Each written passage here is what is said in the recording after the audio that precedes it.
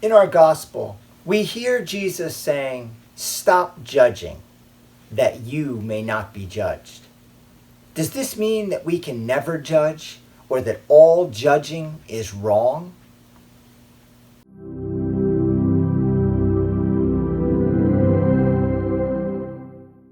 Welcome back. Let us begin with a reading from the Holy Gospel according to Matthew. Glory to you, O Lord. Jesus said to his disciples, "Stop judging, that you may not be judged. For as you judge, so will you be judged. And the measure with which you measure will be measured out to you. Why do you notice the splinter in your brother's eye, but do not perceive the wooden beam in your own eye? How can you say to your brother, 'Let me remove that splinter from your eye,' while the wooden beam is in your eye? You hypocrite, remove the wooden beam from your eye first. Then you will see clearly to remove the splinter from your brother's eye." The Gospel of the Lord. Praise to you, Lord Jesus Christ. We all know the experience of being misjudged. Something happens, and people immediately draw typically a negative conclusion about us without understanding all of the facts or the circumstances that were surrounding a given situation.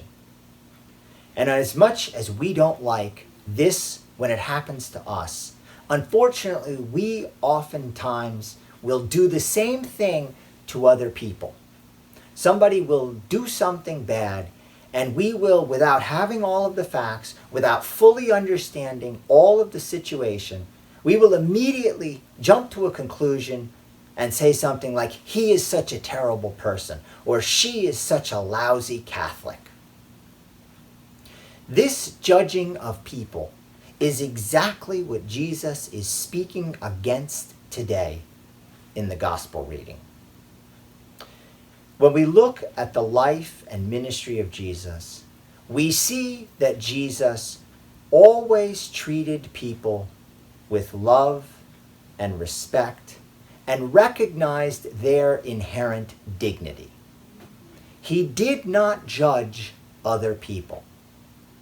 So does that mean that all judging is bad, or that we can never judge? No. Because when we look at the life of Jesus, we see that he in fact did judge. Not people, but actions. And this is what we are called to do. For example, in the Gospel of John, we see Jesus encountering the woman caught in adultery. And he doesn't respond to her with, "You terrible example of a Jewish woman," or "You lousy model of a woman." No. When the people have dispersed, he says to her, "I do not condemn you either, but go and sin no more."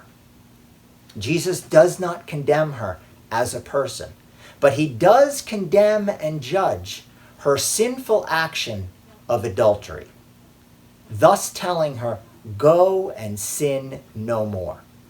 And this not judging people, but judging actions, is exactly what we are called to do as Christians. Now, this can be very difficult because in our society, we judge people very quickly, and we see it occurring lots of times, whether in the news media, in politics, or on social media. The judging of people happens constantly in our world. When we encounter a situation or an action that we need to judge, we must use prudence in how we go about forming our judgment and responding to it. We need to make sure that we collect all of the relevant information. We understand the facts. We understand the situation. And when we have the information we need, then we can make a judgment about the particular action. But how do we respond to it? Maybe we're called to say something or to do something about the action. But sometimes we're called to say or do nothing. Sometimes that is the best way to respond.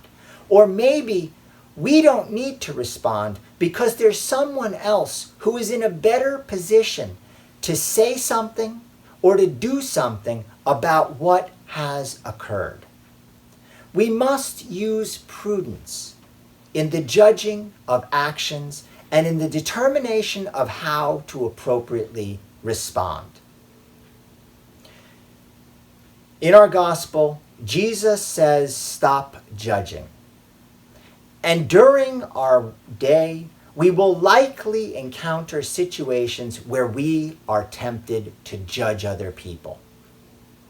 In those situations, let us call upon God and ask God for assistance to help us to resist the temptation so that we can be people that judge actions, not people. Thank you very much for joining us. I hope that you've enjoyed this reflection, and if you have, please feel free to add a comment below or to share it with other people that you think also might enjoy listening to it. Additionally, if you have suggestions for other topics that you'd like to hear in these reflections, please feel free to suggest them as comments below. Thank you again, and may our Mother of Perpetual Help assist each of us in staying close to her Son. I'll see you next time.